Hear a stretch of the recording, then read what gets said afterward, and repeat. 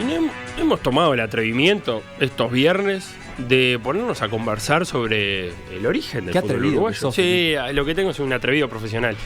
El viernes pasado vino Aldo Mazzucchelli, estuvimos hablando del origen, del estilo del fútbol uruguayo y algunos mitos de esos primeros años donde Uruguay ganaba mucho más de lo que perdía. Y ahora vamos a hablar con el historiador Juan Carlos Luzuriaga, que edita o reedita, ahora vamos a ver eso, un libro que se llama Orígenes y Desarrollo del Fútbol en el Uruguay, 1870-1920, que está basado en un libro anterior del mismo, que es El Fútbol del 900. Juan Carlos, ¿cómo andás? Buenos días, gracias a Dios, muy bien. Bien. El libro Orígenes y Desarrollo del Fútbol en el Uruguay 1870-1920, que es lo que nos convoca ahora. ¿Qué tiene del fútbol del 900, es el libro tuyo, y qué tiene de agregado? Bueno, el libro El Fútbol del 900 fue un libro que fue bien recibido por la crítica y en el cual yo seguí trabajando sobre la temática, sobre esa base, y fui haciendo algunas modificaciones que me parecían convenientes, algunos agregados, algunas supresiones, había temas que ya no eran pertinentes, y además lo extendí hasta 1920 porque había instituciones que cuando yo publiqué el libro en 2009 no habían cumplido el centenario de esa fecha tan importante, ¿no?, tan simbólica, y me pareció bueno incluirlos y extenderlo un poco hasta el 20, y pensando también en el fútbol del interior, que también lo vi nuevamente, y me pareció, hice unos cuantos agregados a eso. Dentro de ese estudio, esa mirada es bastante original, la del fútbol interior, porque ha quedado un poco por fuera de los orígenes del fútbol uruguayo, ¿no? Ha sido muy capitalino, que también es algo característico del Uruguay de aquella época, ¿no? Pasaba mucho más por Montevideo todo. Bueno, creo que todavía sigue pasando mucho por Montevideo, y la idea es que tenía cuando lo publiqué en el 2009 y ahora reforzado, es que el fútbol del interior es muy importante, entre otras cosas porque el Uruguay no termina en Paso Carrasco. Y entonces hay que ver una mirada global de todo el desarrollo, ver similitudes y diferencias con los clubes montevideanos, ver los desarrollos regionales, ver las rivalidades, ver los colores y los nombres de los clubes, toda una serie de detalles que es muy interesante. Yo, por ejemplo, estuve viendo el Club Mildan, un club del norte basado en el ferrocarril, con un club ferrocarrilero, al igual que el Kurk. Y entonces eso, bueno, ese club es parecido en algunos aspectos, no es lo mismo, a la importancia de la empresa en el club, como que sucede en Montevideo. Por ejemplo, por decir algo, ¿no? .com.uy, ahí va. Sí, la blusa negra, por ejemplo, bueno, ahí tiene algunas similitudes e inspiraciones. Aunque a veces uno en la perspectiva le busca más explicaciones, la vuelta del rulo, ¿no? Porque dice, habrán tomado el color negro por esto, aquello, lo otro. Y en realidad, bueno, capaz que era la única camiseta que tenían disponible, o la más barata, o la que le pudieron traer. Vos trabajaste en una investigación que publicaste, como decías, en 2009, y que ahora ampliás, le agregás información. ¿A instancia de qué? ¿De únicamente un interés propio, de que te quedaste con ganas de agregar más cosas y que fuiste teniendo más tiempo para trabajarlo? ¿O también se da como esa retroalimentación de que, bueno, una vez publicado el libro, te empiezan a acercar más material, te empiezan a llegar otras fuentes? ¿Cómo se da ese proceso? Bueno, las dos cosas. Porque cuando uno trabaja un tema de esto, bueno, creo que a todos los historiadores nos pasa, ¿no? Digamos como nos enamoramos del tema, ¿no? Uh-huh. Y entonces seguí trabajando, interesado, recibí nuevas novedades, informaciones o cuestionamientos incluso, y ahí vi que era importante renovar la perspectiva, ¿no? Por ejemplo, los primeros partidos que en muchos lados, y yo incluso en el libro del 2009 los ponía como partidos de fútbol, en realidad eran partidos de rugby, casi seguro que eran partidos de rugby. Uno de 1880 del Siglo, por ejemplo, que el diario El Siglo no menciona. Y cuando uno lo lee, Y cuando después se entera que eran 15 contra 15, bueno, esto es rugby. Lo que pasa es que el rugby se punteaba distinto que ahora. Eso me lo informó un periodista de rugby hoy fallecido, lamentablemente, Seibal Regules. Sí. Que me dijo, no, mirá, Juan Carlos, esto en realidad es más que posible que fuera rugby, y me dio una serie de explicaciones técnicas que no vienen a la cuestión, ¿no? Y ese tipo de detalles fue que me animó a seguir profundizando en el tema, ¿no? Que me parece aparte un tema interesante, porque ¿qué sucede? Cuando nosotros vemos los triunfos del 24, del 28, del 30, está perfecto, pero este libro busca explicar esos triunfos, ¿no? Porque los jugadores del 24, 28 y el 30 no vinieron de casualidad, no vinieron de un plato volador, ahí está, no se formaron de un año al otro, justamente. Hay toda una acumulación de una masa crítica, tanto cuantitativa como cualitativa, el término de masa crítica, que logra esa capacidad de desarrollo de los equipos uruguayos, ¿no? Recién mencionabas un club ferrocarrilero en particular, sí, el Midland. ¿Qué otras historias o qué otra historia que recuerdes y que te haya resultado novedosa? Ahí está, novedosa, sí, o curiosa o importante, sí, recogiste para esta edición, sí, del libro. Por ejemplo, yo veía una dicotomía muy grande, ¿no?, entre lo que era el fútbol y la guerra del 4. Yo decía, bueno, pero esta gente estaba en otra cosa, estaba en la guerra, ¿qué le importaba el fútbol, no? Hasta que la otra vez, en una conferencia que fui a unos amigos, hay un relato de sobre la batalla de Tupambay, 1904, una batalla muy cruenta. Y en el relato que aparece de un protagonista, describe cómo se desplaza el ejército, el ejército gubernista en este caso, se detienen, hacen campamento, y uno de los oficiales, entusiasta del fútbol, trae una pelota para jugar. Y ahí empiezan a jugar, había algunos que nunca habían jugado. Bueno, momentos antes de Tupambay. Dejo los puntos suspensivos. Pero eso demuestra que era una moda urbana que se estaba imponiendo en toda la sociedad. Es claro que los veteranos de la época que tenían de 40 para arriba, a claro, partir de 40, no eran los veteranos de ahora. Los veteranos de la época, por supuesto que no les iba a importar, no le iba a llamar la atención.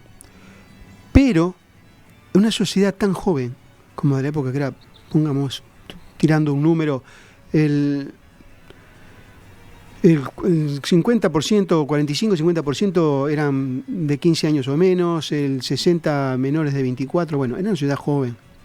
Y a los jóvenes sí les llamaba la atención la novedad del fútbol. Y entonces ese cambio, esa transformación se da esa apropiación del deporte británico se da muy rápido, ¿no?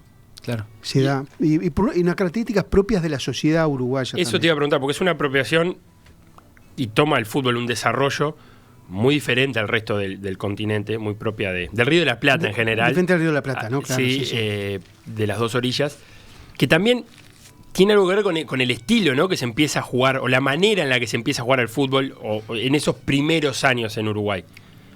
Bueno, el fútbol antes de 1900, por decir algo, jugaban al estilo de los estudiantes británicos, que era el pelotazo, el pechazo y la jugada individual.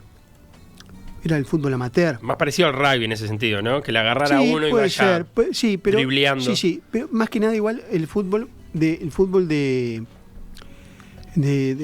los colegios británicos, de los amateurs, en realidad de los amateurs.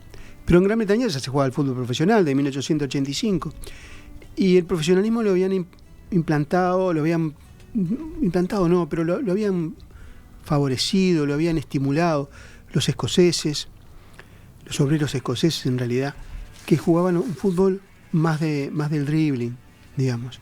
Eso también se jugaba en Inglaterra, pero una cosa son los amateurs y otra los profesionales. La diferencia entre los amateurs y los profesionales es que los profesionales respetan las indicaciones. Los amateurs, como nosotros todos, hasta yo, alguna vez jugué en la playa. Claro. En la playa nomás, ¿eh? Y entonces, bueno, iba por donde se me ocurría a mí, Claro. que me dijeran. Claro, quédate parate acá, acá, por eso. Pero también hay una evolución de esas indicaciones, ¿no? No es lo supuesto. mismo las indicaciones del 1900 que las que se dan hoy, que incluso ya pueden permear en el amateurismo, porque Por incluso supuesto. el deportista amateur empieza a entender que hay ciertos órdenes Pero a ni hablar seguir. que hay una acumulación. En 1900 los chicos, eran todos chicos, 15, 16, 17, salvo en el club de ferrocarril, todos eran chicos. Que jugaban al fútbol.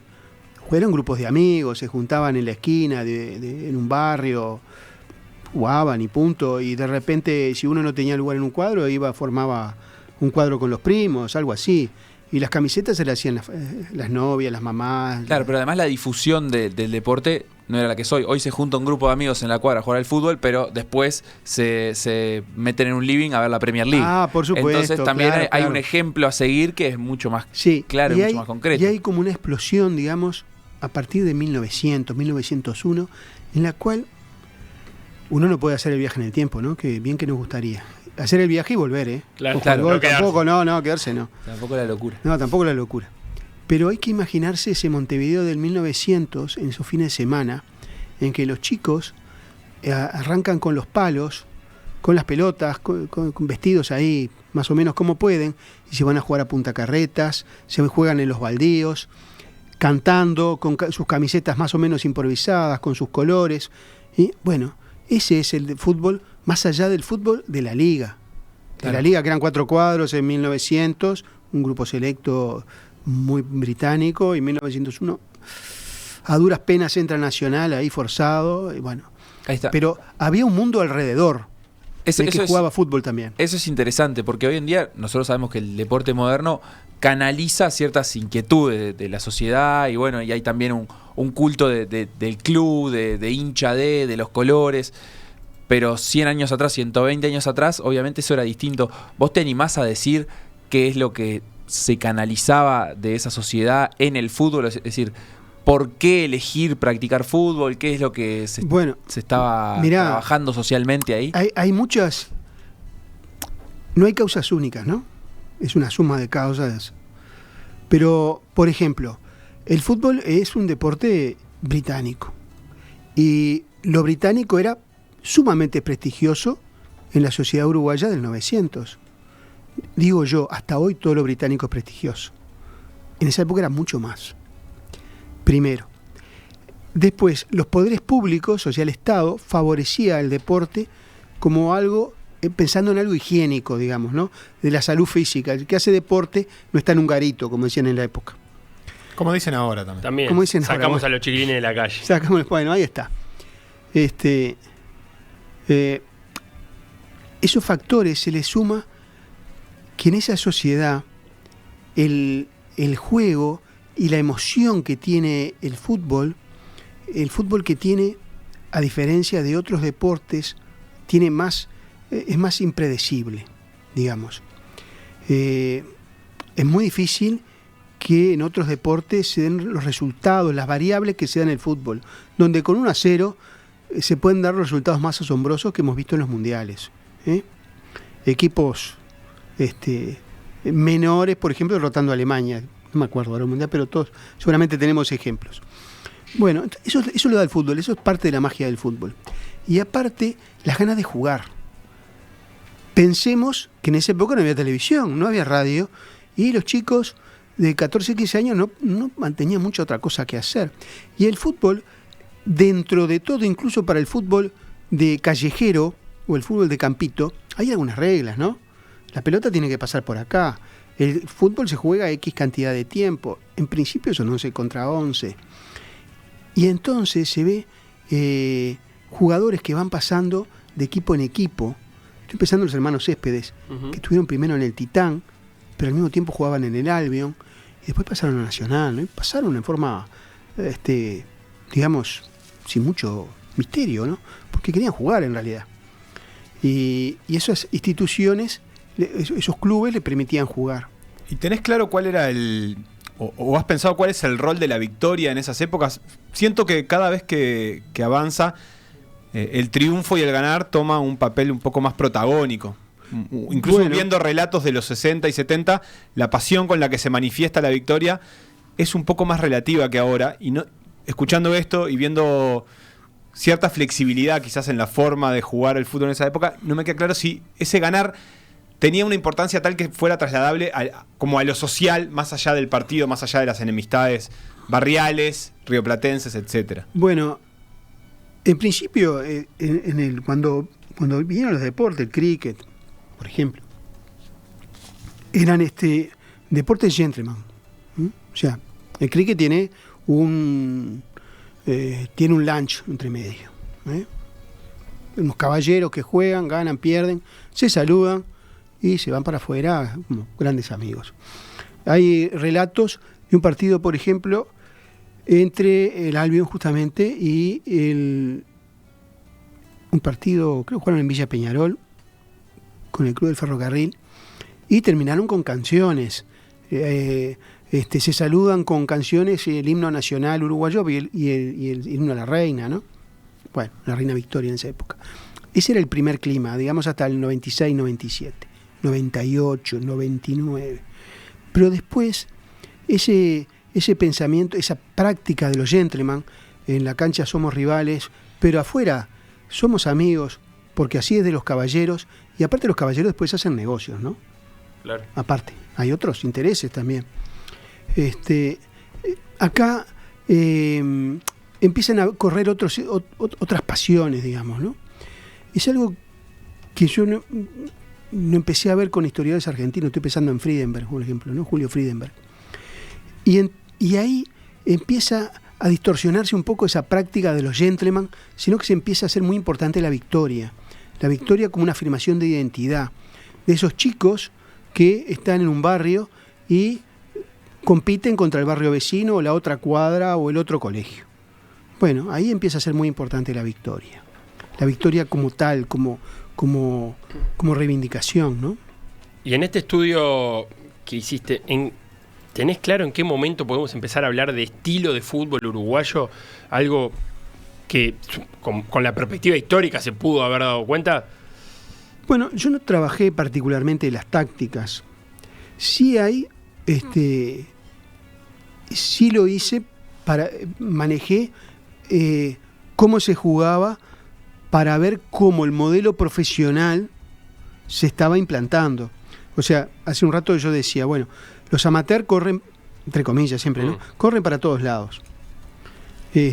Ahora, los profesionales mantienen su estilo. De hecho, hay relatos de equipos que vinieron en el libro anterior. Yo manejaba en 1904, 1905 los equipos ingleses. Pero en 1902 vino un equipo de exhibición argentino. El equipo de Mr. me acuerdo el apellido, Mr. Smith, pongámosle. Vino Mr. Smith con sus amigos y un partido de exhibición. Mr. Smith jugaba el toque, diríamos nosotros ahora. Se la pasaban. Y acá quedaban mirando. Y entonces el cronista dijo, bueno, pero miren cómo el equipo de Mr. Smith juega. Nosotros tenemos que aprender de ellos. En 1902. El equipo de Mr. Smith eran seguramente semiprofesionales. Creo que era el cuadro de Lomas. Bueno, pero está en el libro. O sea que en 1902, 1905 se ve cómo se jugaban los profesionales y venían los británicos y nos pintaban la cara, ¿no? Hablando en criollo. Y ahí se empieza a jugar al estilo profesional. Pero a su vez se empieza a profesionalizar el fútbol, el profesionalismo marrón, que es otro capítulo del libro, que no se hablaba oficialmente, pero había pagos. Y entonces, a mí me da la impresión que se adopta el fútbol profesional británico del pase, adaptado a las realidades nuestras de físicas, digamos, ¿no? Que eso se va a ver después. O sea, menos corpulencia, concretamente, y más agilidad. Claro, así que el cambio de estilo va bien más de la mano del profesionalismo y no tanto a partir de los 20, pienso yo. Ahí. Sí, en los 20, fines de los 20, fines de la década del 10, hablando mejor, 17, 18 y principio de los 20, que va a cristalizar en los Juegos Olímpicos del 24-28 y el 30, ¿no? Orígenes y desarrollo del fútbol uruguayo 1870-1920 es el nombre del libro. La gente de Sancocho Colectivo Editorial. Sancocho es el colectivo editorial que está ahora en la Feria del Libro vendiéndolo. Bien, así que se pueden dar una vuelta por la Feria del Libro y encuentran. Que aparte está precioso, Seba, la edición. Precioso, gustó? Con un trabajo de investigación que permitió encontrar algunas ilustraciones de personajes de la época que bien vale la pena ver. Sí, y un comentario que quería hacer, que no se me pasara, es que este libro puede verse de 3 formas. Una, siguiendo lo que dice acá el compañero, un libro objeto, porque es un lindo libro, con muchas ilustraciones en color, con ilustraciones en blanco y negro, con una línea de tiempo que nos ubica Montevideo interior y bueno, da un poco una serie de periodos tentativos dentro de todo lo que hoy hablamos de la Edad Media, ¿no? Sí. Bueno, los periodos tentativos de que se puede dividir los hechos. Eso es un aspecto, el libro objeto. El segundo aspecto es una historia cronológica del desarrollo del fútbol que explica lo que sucede después. Termina con algunas profecías de la época. Las profecías del año 11 que hablaban de lo que pasaría después. Y finalmente puede ser tomado también como manual, porque el que le interesa puede encontrar campeonatos, copas competencia, ligas del interior, Copa Lipton, Copa Cusenier, etcétera, y los colores de los clubes, que no lo dije, pero hay muchas ilustraciones en color y de clubes del interior también, ese gran olvidado. Precioso el libro, altamente recomendable jugarlo. Muchísimas gracias por estos minutos. Gracias a ustedes. Nos vemos en la próxima. Dios mediante.